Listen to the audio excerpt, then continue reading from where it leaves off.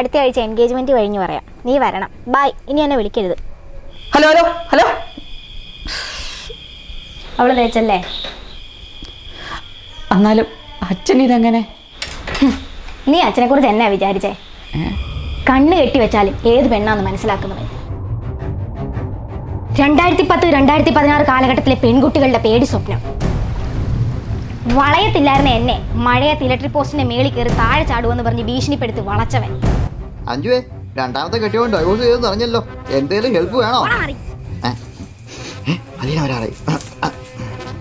അഖിലേന്ത്യ കാമബലി.